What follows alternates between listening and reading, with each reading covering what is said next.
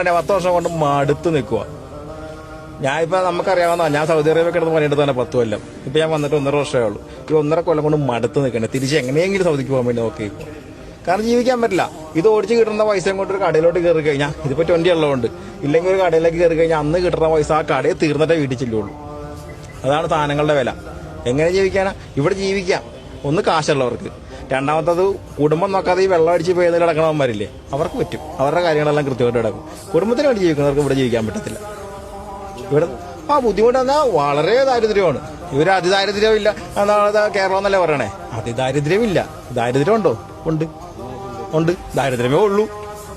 ഈ പുതിയ സർക്കാർ വരികയാണെങ്കിൽ അടിയന്തരമായിട്ട് മാറ്റം വരുത്തേണ്ടത് നടപ്പിലാക്കേണ്ടത് വില കുറയ്ക്കുക, സാധനങ്ങൾക്ക് വില കുറയ്ക്കുക. നിത്യജീവിതത്തിന് ആവശ്യമായ സാധനങ്ങളുണ്ടല്ലോ ഓരോ മനുഷ്യർക്കും ഏറ്റവും അത്യാവശ്യം വേണ്ടതാണ്. അതിന്റെ വില കുറച്ചാൽ മാത്രമേ സാധാരണക്കാർക്ക് രക്ഷയുള്ളൂ. ഇപ്പൊ സാധനങ്ങളുടെ വില കൂടുന്നുണ്ട്. ഒരു ദിവസം ഒരു കൂലിപ്പണിക്കാരൻ പോകുന്നതിന് 1000-1200 രൂപ കൂലിപ്പണി തച്ചുള്ളൂ. രാവിലെ ഒരു 8 മണിക്കാകുമ്പോൾ ജോലിക്ക് കയറി കഴിഞ്ഞാൽ 5 മണിയാകുമ്പോൾ പറയണം. അവന് കിട്ടുന്ന പൈസയും കൊണ്ട് ഒരു കടയിലേക്ക് കയറി കഴിഞ്ഞാൽ 1 ലിറ്റർ വെളിച്ചെണ്ണയ്ക്ക് 450 രൂപ കൊടുക്കണം. ഒരു കിലോ മത്തി മേടിക്കണമെങ്കിൽ 300 രൂപ വരെ വന്നില്ല. ഇപ്പോൾ ഇവിടെ 200 രൂപ. എത്രയായി? 650 രൂപയായി. 1 കിലോ അരി മേടിക്കുമ്പോൾ 45 രൂപ തീർന്ന. റേഷൻ കൊടുക്കണമെന്ന് പറയുന്നുണ്ട്. റേഷൻ കട അരി മേടിച്ച് എത്ര ദിവസത്തേക്ക് ഉണ്ടാവും? അപ്പൊ എന്ന് പറഞ്ഞ പോലെ സാധനങ്ങളുടെ വില കുറഞ്ഞാൽ തന്നെ ഈ നാട് ജീവിക്കാൻ പറ്റും. കിട്ടുന്ന വരുമാനം കൊണ്ട് ജീവിച്ചു പോകാൻ പറ്റില്ല. സാധാരണക്കാരൻ ഒരു കൂലിപ്പണിക്കാരന് ഒരു അസുഖം വന്നു കഴിഞ്ഞാൽ തീർന്നതിന്റെ പരിപാടി. കടം മേടിക്കാണ്ട് ഹോസ്പിറ്റലിൽ കൊടുക്കാൻ പറ്റത്തില്ല.